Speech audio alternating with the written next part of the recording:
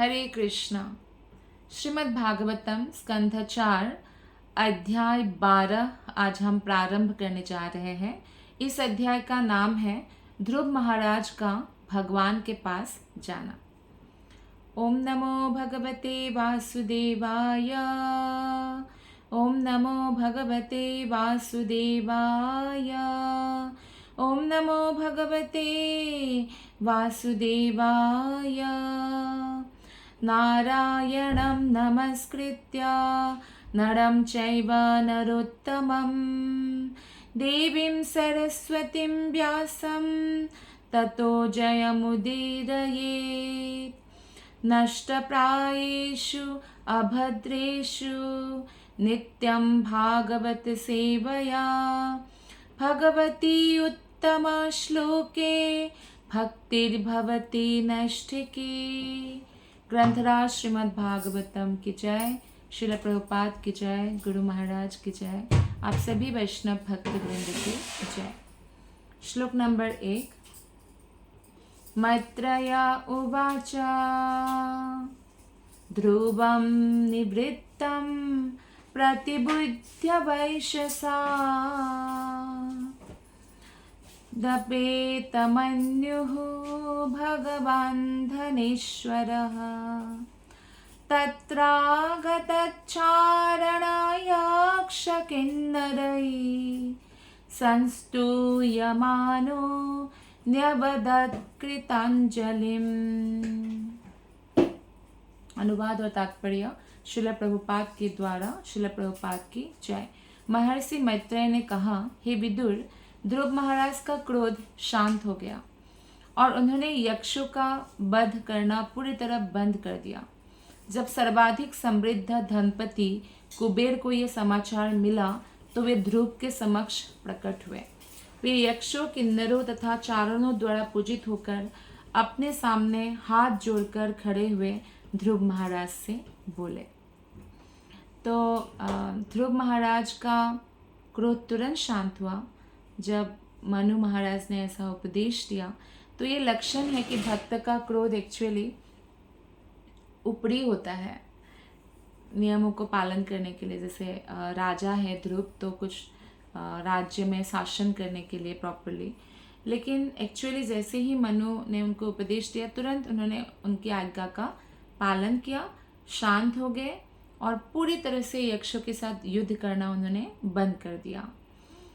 और देवताओं में सबसे समृद्ध धनपति देवता कुबेर को जब ये समाचार मिला तो ध्रुव के समक्ष प्रकट हुए। जो देवतागण हैं वो शुद्ध भक्तों से इतना प्रसन्न होते हैं कि वो शुद्ध भक्तों के प्रति कभी नाराज नहीं होते। इसलिए कहा जाता है कि कोई अगर कृष्ण के शुद्ध भक्त बन जाते हैं ना, तो सारे ग्रह, नक्षत्र, देवतागण सब उन पर संतुष्ट हो जाते हैं। क्योंकि तरोड़ मूलम, जैसे वृक्ष के मूल में जल देने से पूरे वृक्ष को जल मिलता है, कृष्ण की पूजा करने से समस्त देवताओं को भी ऑटोमेटिकली जो है संतुष्टि मिल जाती है। तो इस प्रकार से तुरंत कुबेर ध्रुव महाराज के समक्ष प्रकट हुए।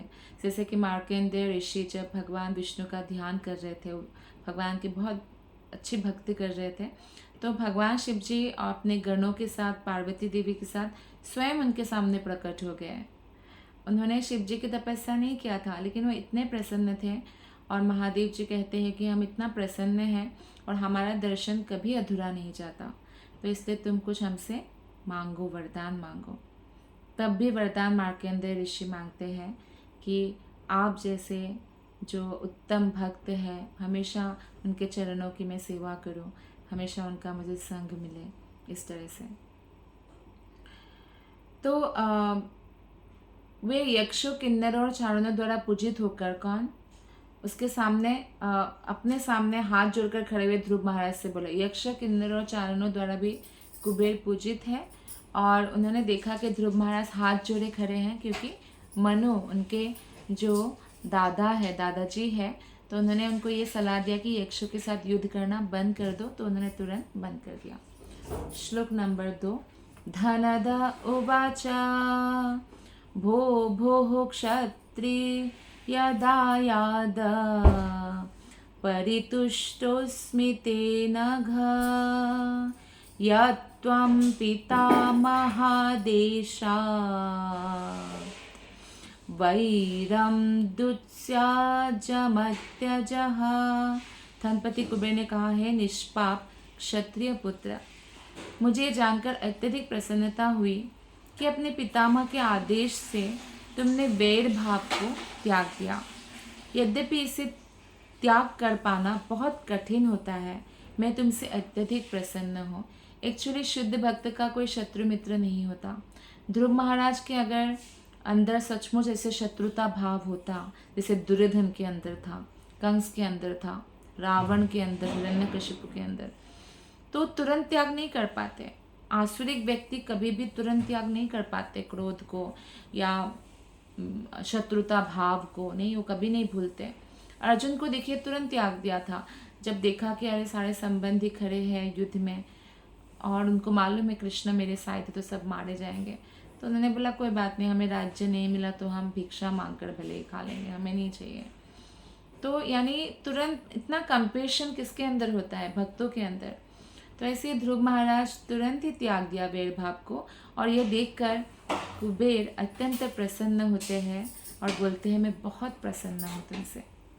जबकि कितने सारे यक्ष मारे गए थे ध्रुव के हाथों। श्लोक नंबर 3। ना भवानाबधिद्यक्षात् न यक्षा भ्रातरं तव काल एव हि भूतानं प्रभुरप्याय भावयोः। वास्तव में ना तो तुमने यक्ष को मारा है, ना उन्होंने तुम्हारे भाई को मारा है, क्योंकि सृजन तथा विनाश का अनंतिम कारण परमेश्वर का नित्य स्वरूप काल ही है। कुबेर बहुत बुद्धिमान है और एक्चुअली कुबेर क्योंकि भगवान शिव जी से बहुत क्लोज है, भगवान के भक्त भी है, तो इसीलिए उन्होंने तुरंत ध्रुव के उच्च स्थिति को पहचाना। क्योंकि कोई भी भक्त होते हैं जो उत्तम भक्त होते हैं वो किसी भी प्रकार के दंड के अधिकारी नहीं होते। तो उन्होंने कहा कि एक्चुअली जो उत्तम भक्त होते हैं ना, उनका हर कार्य भगवान द्वारा ही किया जाता है। जैसे किसी को भूत पकड़ लेता है तो एक्चुअली वो व्यक्ति काम नहीं करता है ना, भूत करता है। इसी तरह से जो भगवान के भक्ति में 24 घंटा लगा रहता है, उत्तम प्रकार के भक्त हैं, उनका हर क्रिया मुद्रा कार्य सब भगवान द्वारा नियंत्रित होता है। तो इसलिए कुबेर ने कहा एक्चुअली तुमने किसी को नहीं मारा है, और भक्त के हाथों में किसी का अगर मृत्यु हो भी जाता है ना, भगवान उनका उद्धार करते हैं। तो ये भी बहुत बड़ा रहस्य है। भगवान के भक्त भगवान को अत्यंत प्रिय होते हैं। भगवान के हाथों तो उद्धार होता है, भक्त के हाथों मारे जाने पर भी उद्धार होता है। क्योंकि सृजन तथा विनाश का कारण कौन है? एक्चुअली स्वयं भगवान है। जब धनपति कुबेर ने ध्रुव महाराज को पाप मुक्त कहकर संबोधित किया तो ध्रुव महाराज ने अपने को इतने यक्षों के वध का उत्तरदायी समझकर अपने विषय में कुछ और ही सोचा होगा, किंतु कुबेर ने विश्वास दिलाया कि एक्चुअली तुमने यक्षों का वध नहीं किया, ये सब भगवान की इच्छा थे, इसलिए आपके कोई पाप नहीं लगता है इसमें। उन्होंने अपने राजा के कर्तव्य को निभाया था ध्रुव महाराज ने।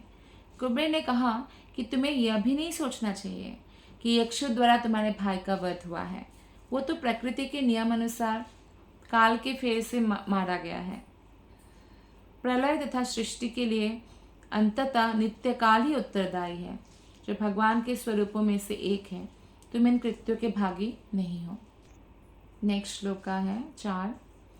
अहम त्वामित्य पार्थाधि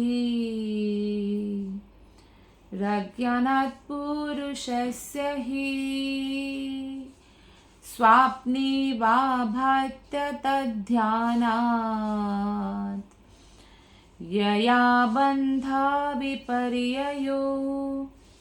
देहात्म बुद्धि के आधार पर स्व तथा अन्यों का मैं तथा तुम के रूप में मिथ्या बोध अविद्या की उपज है। यही देहात्म बुद्धि जन्म मृत्यु के चक्र का कारण है और इसी से इस जगत में हमें निरंतर बने रहना पड़ता है। देहात्म बुद्धि का अर्थ होता है कि मैं यह शरीर हूँ, ऐसी भावना। जो भगवान की सेवा के लिए हमेशा ब्रह्मचर्य मेंटेन करने का प्रॉमिस करते हैं ना ब्रह्मचारी, उनको उतना ही आईना देखना अलाउड है जितना तिलक लगाना है। क्योंकि शरीर को जितना देखेंगे तो उतना ही अपने शरीर के प्रति भी, बहुत लोग दिखने में हो सकता है इतने सुंदर ना हो पर अपने आप को बहुत सुंदर समझते हैं, क्योंकि अपने शरीर से सबको प्रेम होता है। तो इस शरीर को हम जितना देखेंगे उतना ही मिथ्या बोध होगा, देहात्म बुद्धि हमारे अंदर आएगा, मैं और तुम की भावना का उपज होगा। तो यही देहात्म बुद्धि जन्म मृत्यु के चक्र का कारण है।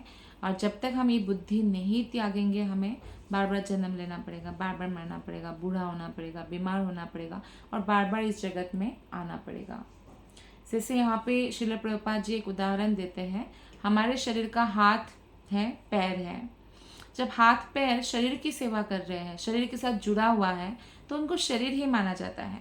लेकिन अगर किसी कारणवश कुछ हो गया, जैसे किसी का पैर कट गया, कुछ हुआ, तो उसको वो कटा हुआ पैर को शरीर नहीं माना जाएगा। ठीक उसी तरह से जो भगवान से अलग है, भगवान को नहीं पूछते हैं, नहीं मानते हैं, तो वो एक्चुअली हमेशा भौतिक संसार में रहते हैं, बहिरंगा शक्ति के अधीन। और लेकिन जो भगवान के भक्त होते हैं वो भगवान से युक्त हो जाते हैं, तो हमेशा भगवान के साथ निवास करते हैं। जो कृष्ण भावना भावित है, उनके अंदर से मैं और तुम का अंतर जाता रहता है, इसलिए वो मुक्त हो जाता है। श्लोक नंबर 5। तद्गच्छा ध्रुव भद्रम ते भगवन्तं अधोक्षजं सर्वभूतात्म भावेन सर्वभूतात्म विग्रहम। कुबेर देवता आगे कहते हैं कि हे ध्रुव, आगे आओ, ईश्वर तुम्हारा कल्याण करे। भगवान ही जो हमारी इंद्रियों की विचार शक्ति से परे है, समस्त जीवात्माओं के परमात्मा है, इसलिए सभी जीवात्माएं बिना किसी अंतर के एक है। अतः तुम भगवान के दिव्य रूप की सेवा प्रारंभ करो, क्योंकि वही समस्त जीवों के अनंतिम आश्रय है। तो कुबेर बहुत संतुष्ट है ध्रुव महाराज के व्यवहार पर।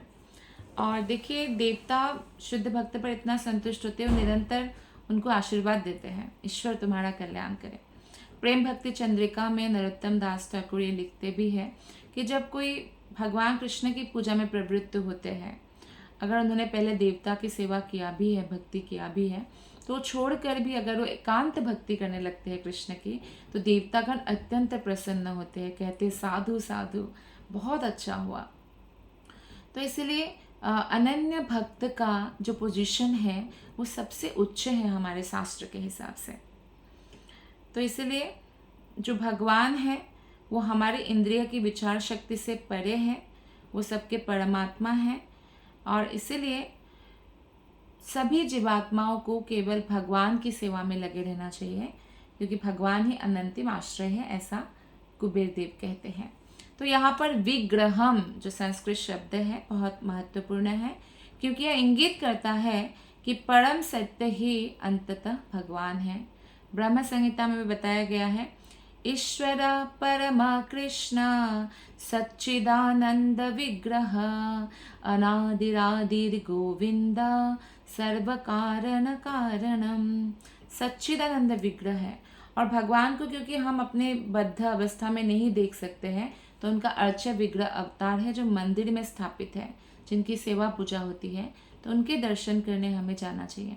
अगर नित्य जा सके तो बेस्ट है, नहीं तो कम से कम हफ्ते में 1-2 बार तो जाना ही चाहिए। बाकी घर में अर्चा विग्रह की पूजा करना चाहिए। श्लोक नंबर 6।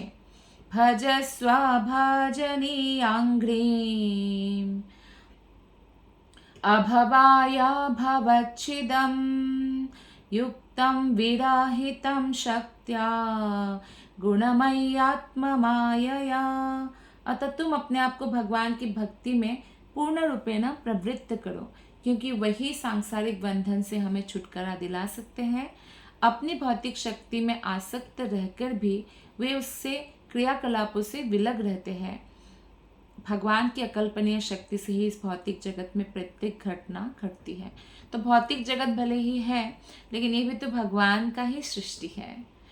ये जो भौतिक जगत की शक्ति है बहिरंगा दुर्गा देवी, वो भी भगवान की ही शक्ति है बहिरंगा। तो इसीलिए भक्त भौतिक जगत में हो चाहे आध्यात्मिक जगत में हो, हर जगह भगवान की उपस्थिति का अनुभव करते हैं। और कुबेर देव भी यहाँ पे ध्रुव महाराज को यही उपदेश दे रहे हैं कि आप पूरी तरह से भक्ति में विलीन रहें। आप यक्ष ने आपके भाई को मारा ऐसे मत समझिए, क्योंकि उनको मारा जाना तय था, इसलिए मारे गए। तो इस तरह से जो है आप भजस्व, यहाँ पर जब भी भजस्व शब्द आता है तो उसका मतलब है तीन होना चाहिए, तीन चीज़ होनी चाहिए। सेवक, सेवा, सेव्य। सेवक कौन है? भक्त है। सेवा क्या है? जो भगवान के नाम जप सेवा है, कीर्तन सेवा है या पूजा अर्चना है, वो है। सेव्य क्या है? सेव्य कौन है? स्वयं कृष्ण है। ये तीनों इंपॉर्टेंट है। और इस श्लोक में जो दूसरी बात कही गई है वो यह है कि केवल भगवान की ही सेवा करनी चाहिए, अन्य की नहीं। इसकी पुष्टि भगवत गीता में स्वयं कृष्ण कहते हैं, मामेकम शरणम व्रज, माम एकम, केवल मेरे शरण में आओ। देवताओं की सेवा करने की आवश्यकता नहीं है, वे परमेश्वर के हाथ पैर के समान हैं। जब परमेश्वर की सेवा की जाती है तो हाथ पांव की सेवा हो जाती है। तो इसलिए हम ऐसे भी इतने सारे देवताओं को एक साथ संतुष्ट नहीं कर सकते। और देवताओं के विधि विधान बहुत वो है, स्ट्रिक्ट है। अगर थोड़ा सा भी गड़बड़ हुआ तो नहीं मिलेगा फल। तो इसीलिए एक साथ हम संतुष्ट भी नहीं कर सकते। तो इसलिए अनन्य कृष्ण भक्ति करने से लेकिन सब देवता संतुष्ट हो जाते हैं। जब जीवात्मा भगवान कृष्ण की भक्ति करने लगता है और भगवान के प्रति आसक्त हो जाता है तो इस स्थिति को कहा जाता है युक्तम। तो भक्तों के लिए भगवान हर जगह विद्यमान है और भगवान की जो शक्ति है वो अकल्पनीय है, अचिंत्य भेदाभेद तत्व। श्लोक नंबर 7। वृणीहि कामं नृपयन् मनोगतं मत्तस्त्वमुत्थानपदे विशङ्कितः वरं वरार्होऽम्बुजनाभपादयोरनन्तरं त्वं वयमङ्गशुश्रुम। हे महाराज उत्तानपाद के पुत्र ध्रुव महाराज, हमने सुना है कि तुम कमलनाभ भगवान की दिव्य प्रेमा भक्ति में निरंतर लगे रहते हो, अतः तुम हमसे समस्त आशीर्वाद लेने के पात्र हो। अतः बिना हिचक के जो तुम वर मांगना चाहो मांग सकते हो। देखिए सारा शास्त्र इसका प्रमाण है। स्वयं भागवतम में ये श्लोक कितना महत्वपूर्ण है कि जो भगवान कृष्ण के अनन्य भक्ति में लगा रहते हैं उस पर देवता इतने प्रसन्न होते हैं, जबकि उस देवता विशेष की उन्होंने भक्ति नहीं किया फिर भी दर्शन देते हैं, फिर भी बोलते हैं कि समस्त आशीर्वाद ले लो, कुछ भी मांगो, मैं सब कुछ पूरा करूँगा। इतने प्रसन्न होते हैं। तो ध्रुव महाराज को कहते हैं उत्तानपाद के पुत्र, तुम तो कमलनाथ भगवान श्री विष्णु की सेवा में निरंतर लगे रहते हो। भले ही युद्ध किया, लेकिन युद्ध में भी भगवान का ही स्मरण होता है। जैसे अर्जुन जब युद्ध कर रहे थे, कृष्ण का स्मरण करते हुए युद्ध कर रहे थे। तो इसलिए बोला कि तुम समस्त आशीर्वाद के पात्र हो, कुछ भी मांग सकते हो, मांगो। क्योंकि उत्तानपाद के पुत्र ध्रुव महाराज जो है वो पहले ही पूरे विश्व में परम भक्त के रूप में विख्यात हो चुके हैं। कोई कितना भी फेमस हो, कोई बहुत अच्छा डांस करे, चाहे बहुत बड़े साइंटिस्ट हो, ये सब फेम को शास्त्र में फेम नहीं माना गया। असली फेम है वो है भक्त के रूप में जब कोई विख्यात हो जाता है तो उनका जो ये यश है ना, ये पृथ्वी तक या उनके शहर तक सीमित नहीं रहता है, वो तीनों लोकों में फैल जाता है, वैकुंठ लोक में भी। तो कहने का तात्पर्य है क्योंकि भक्त जो हमेशा भगवान और भगवान के भक्त के बारे में ही बात गुणानुकीर्तन करते हैं। तो ध्रुव महाराज ऑलरेडी विख्यात हो चुके थे क्योंकि वो भगवान के चरण कमलों का निरंतर ध्यान करते थे। तो ऐसा शुद्ध कल्मश रहित भक्त देवताओं द्वारा प्रदान किए जाने वाला कोई भी आशीर्वाद ग्रहण करने का पात्र होता है, और ऐसे आशीर्वादों के लिए उसे अलग से देवताओं की पूजा करने की जरूरत नहीं है। कोई अगर भक्ति योग करते हैं तो ध्यान योग, ज्ञान योग, कर्मयोग सबका फल उसको प्राप्त हो जाता है। वो समस्त तीर्थों में स्नान करने का फल प्राप्त होता है, हजारों करोड़ों गाय दान का फल प्राप्त होता है सिर्फ एकादशी व्रत पालन करने से। जन्माष्टमी व्रत पालन करने से कृष्ण की हजारों लाखों एकादशी का फल प्राप्त हो जाता है। तो एक्चुअली भक्त के लिए भगवान इतने दयालु हैं, जैसे कि फॉर एग्जांपल मायापुर है।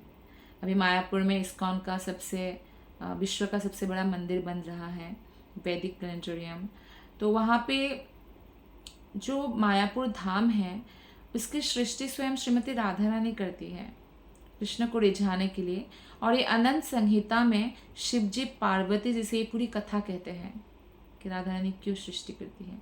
और जब वो सृष्टि करती है राधा रानी, जब खुद बांसुरी बजा के कृष्ण को बुलाती है, तो कृष्ण आते हैं और कहते हैं कि कोई अगर भक्त नहीं है फिर भी एक बार मायापुर धाम आ जाए तो जितना भी तीर्थ है, जितना भी पवित्र नदियाँ हैं, सब में स्नान करने का फल उनको तुरंत मिल जाएगा। और अगर वो भक्त है तो वो भौतिक बंधन से मुक्त हो जाएंगे, उनको कृष्ण का प्रेमा भक्ति प्राप्त हो जाएगा। इतना उदार है मायापुर धाम में। भगवान श्री कृष्ण इस प्रकार से कहते हैं श्रीमती राधा रानी से। तो इसलिए अगर हम केवल कृष्ण भक्ति करें तो ही हम उस सब बेनिफिट अपने आप मिल जाता है। मुक्ति भी प्रार्थना करने की ज़रूरत नहीं है, मुक्ति मिले मुक्ति मिले। मुक्ति मिलती है, सिद्धि मिलती है। बाकी योगियों के पास एक दो सिद्धि हो सकता है, लेकिन नारद मुनि जैसे, हनुमान जैसे जो भक्त हैं, उत्तम भक्त हैं, उनके पास अष्ट सिद्धियाँ होती हैं। तो अतः श्रील बिल्वा मंगल ठाकुर ने कहा है कि जो लोग भगवान की सेवा में लगे रहते हैं उनके लिए समस्त भौतिक आशीर्वाद दासियों के समान प्रतीक्षा करते रहते हैं। तो उनको भौतिक लाभ भी मिल जाता है, उनके लिए जो अच्छा है भगवान स्वयं कर देते हैं, उनको मांगना ही नहीं पड़ता है। इसलिए भक्त के जीवन में अगर कुछ नहीं है तो भी कृष्ण की कृपा है, अगर कुछ है तो भी कृष्ण की कृपा है। चाहे वो धन हो, संतान हो, चाहे सुंदरता हो, चाहे कुछ भी हो, तो कृष्ण की कृपा है। क्योंकि कृष्ण कृपा के बिना कोई भी भक्ति में लगा नहीं रह सकता। गुरु कृष्ण कृपा से ही हम जो रोज़ नाम जप करते हैं, गुरु कृष्ण कृपा है। इसलिए जब ब्रह्मा जी कहते हैं कि भगवान आप मुझ पर कृपा करें, तो भगवान कहते हैं जो तुम मुझे स्मरण कर पा रहे हो, ये जो मेरा दर्शन कर पा रहे हो, ये जो मेरा नाम जप कर पा रहे हो, ये मेरी कृपा ही तो है। तो इसलिए हमारे दैनंदिन जीवन में अगर हम ये सब कर पा रहे हैं ना, ये नहीं सोचना चाहिए कि मैं अपने बल पर कर रही हूँ या कर रहा हूँ, ये तो अहंकार हो जाएगा। ये गुरु की कृपा है, कृष्ण की कृपा है, अन्यथा कोई भी भक्ति नहीं कर सकता। मन ही नहीं लगेगा भक्ति में, ना भागवत कथा श्रवण में, ना भागवत अध्ययन में मन लगेगा। तो भक्त के द्वार पर किसी भी समय मुक्ति देवी अथवा इससे भी अधिक प्रदान करने के लिए प्रतीक्षा करती रहती है।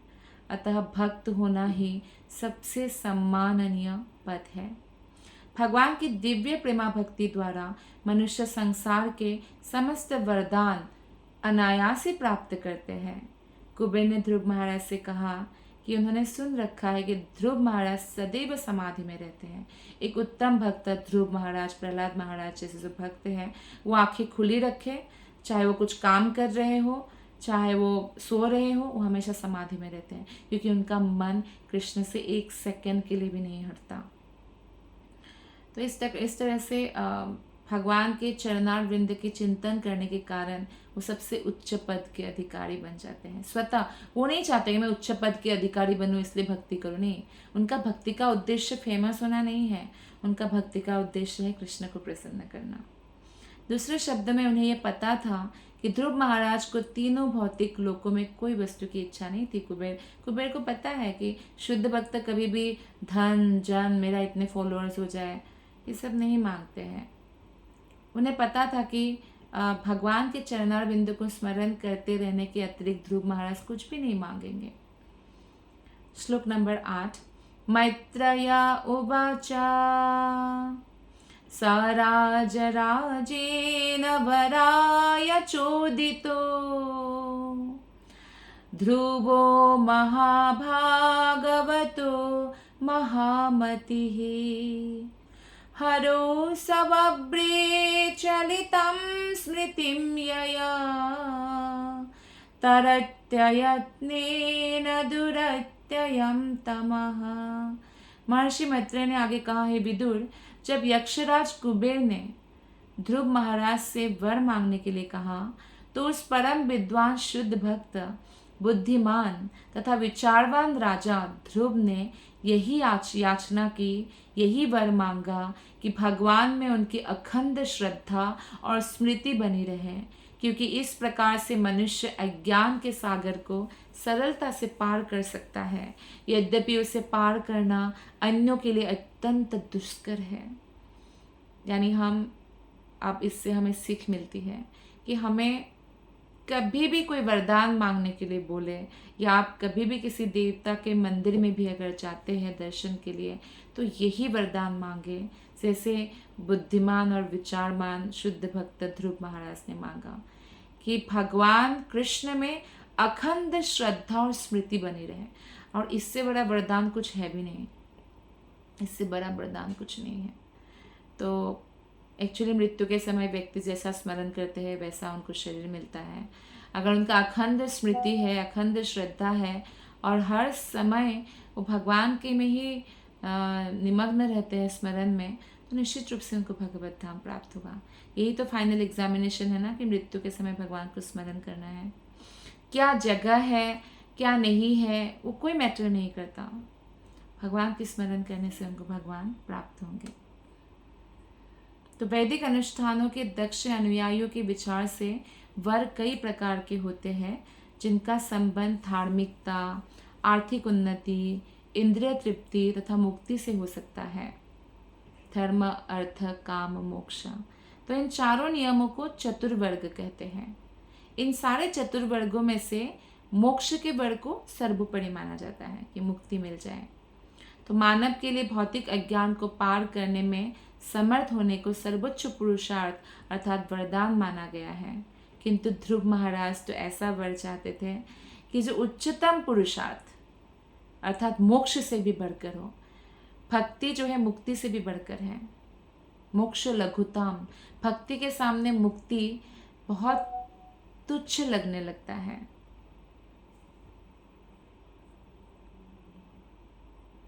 तो ऐसा वर चाहते थे जिससे वे भगवान के चरण कमलों का निरंतर स्मरण करते रहे। और यही वरदान हमने दिन रात हर सांस में मांगना है, भगवान से, गुरु से, भक्तों से, सबसे।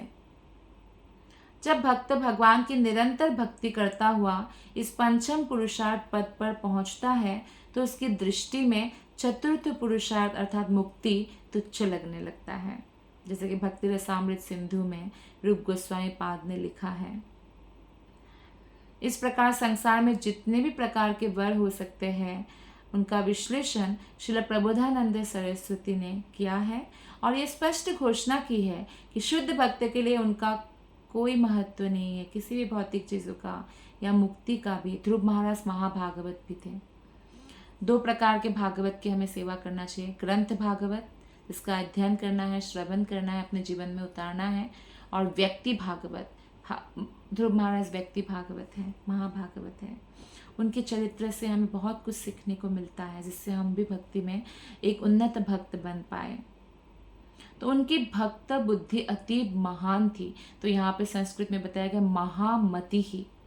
जब तक कोई अत्यंत बुद्धिमान नहीं होता वो भक्ति योग अर्थात कृष्ण भावनामृत को नहीं अपना सकता।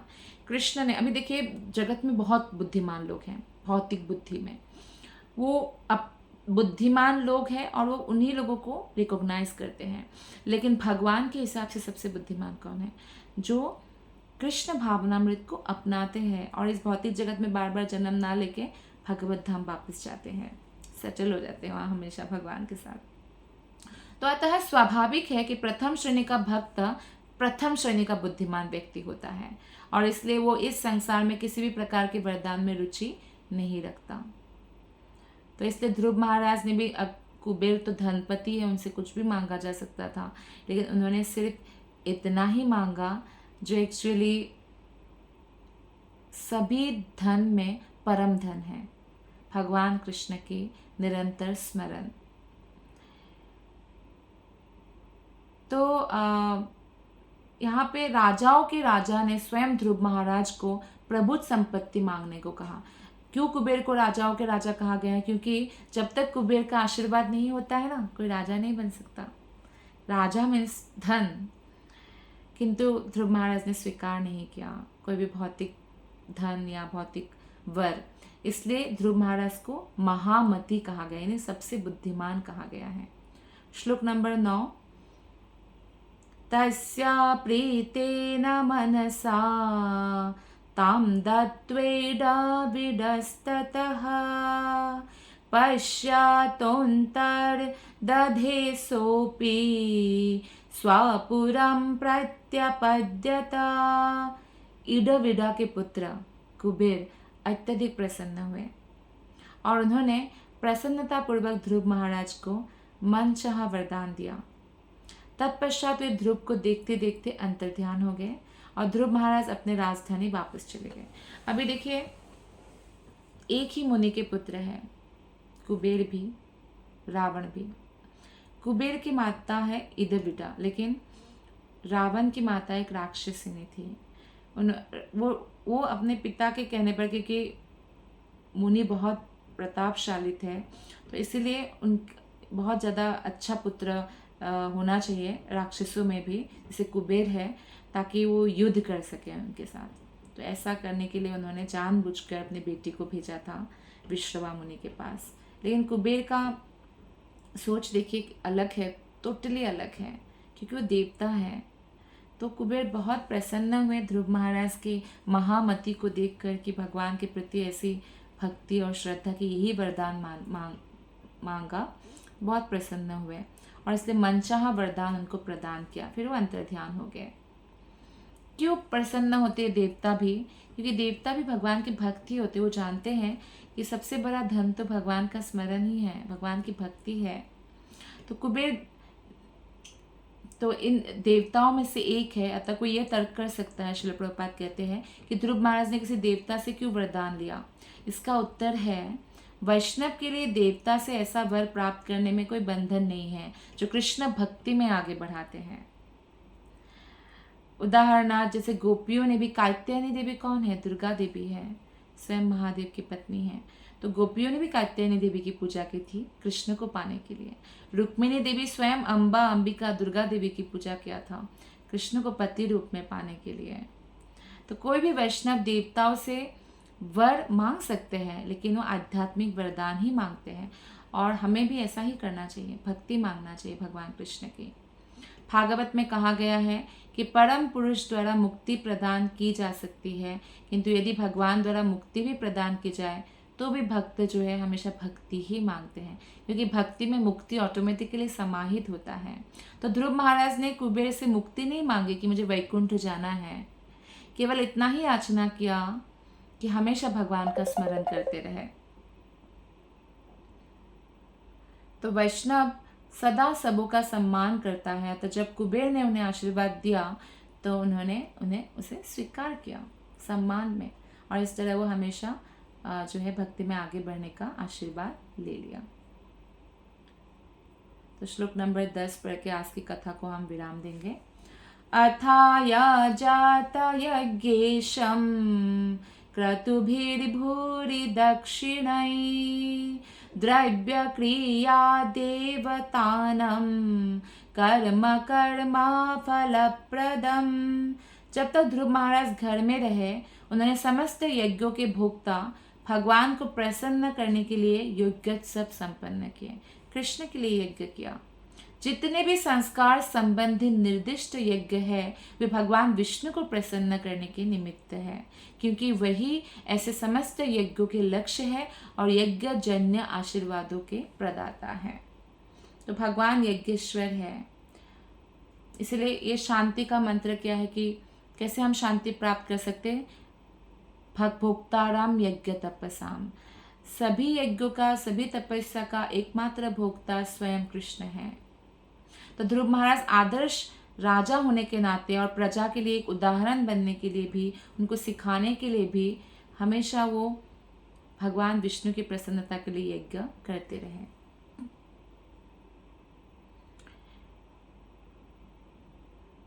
ऐसे भी हमारा धन जो हम अर्जन करते हैं ना, कुछ प्रतिशत हमेशा हमें भगवान की सेवा में लगाते रहना चाहिए। देखिए, आप कमाते हैं, बहुत अच्छा भी कमाएं, टैक्स तो आपका गवर्नमेंट ऐसे भी ले लेते हैं। बाहर के कंट्रीज़ में तो और ज़्यादा टैक्स है, कनाडा वगैरह में 25, 1 लाख कमाए तो 25,000 जा रहा है महीने का, एग्जाम्पल है कि तो आपका टैक्स तो ऐसे ही गवर्नमेंट ले लेते हैं निश्चित रूप से, क्योंकि देश का डेवलपमेंट करना है। तो भगवान के लिए हमेशा, भगवान हमें फ्री में हवा पानी सब कुछ देते हैं, कितने कृपालु है। तो भगवान की भक्ति के प्रचार के लिए हमेशा हमें दान देना चाहिए। भगवान के मंदिर में सेवा होने के लिए, भगवान का मंदिर निर्माण के लिए हमेशा अपना अर्निंग से कुछ परसेंटेज दान देना चाहिए। इससे लक्ष्मी देवी बहुत प्रसन्न होती है, क्योंकि लक्ष्मी भगवान की पत्नी है। आदर्श राजा के रूप में ध्रुव महाराज ने दान द्वारा अपना कोष लगभग खाली कर दिया। राजा का कार्य नागरिकों से केवल टैक्स वसूल करना नहीं है, उनके धन को भगवान की सेवा में लगाना भी है। तो जब ऐसे राजा आते हैं ना, तो धाम मंदिर ये सब जो है बहुत फलता फूलता दिखाई देता है। और जहाँ पे भगवान के लिए धन का खर्चा होता है, उस देश में लक्ष्मी देवी भी प्रसन्न होकर, पृथ्वी देवी भी भगवान की पत्नी है ना, तो पृथ्वी देवी भी प्रसन्न होकर और अधिक जो है पृथ्वी से अन्न और जो भी खनिज पदार्थ है सब कुछ निकलता है, औषधि ये सब। तो इसलिए बहुत ज़रूरी है कि हम संकीर्तन यज्ञ करें, संकीर्तन यज्ञ के लिए दान दें, लोगों को मोटिवेट करें। और पैसे के बिना कुछ भी नहीं होता है। प्रसाद वितरण करना है तो पैसा चाहिए, तो मंदिर प्रसाद वितरण फ्री में कर रहे कितने सारे मंदिर, और बड़े बड़े लेक्चर देने वाले भी फ्री में, कुछ पैसा नहीं निकल रहा है गरीबों के लिए। तो इसीलिए मंदिर को हमें दान देना चाहिए। और इस तरह से कृष्ण भावनामृत आंदोलन इसी सिद्धांत पर आधारित है।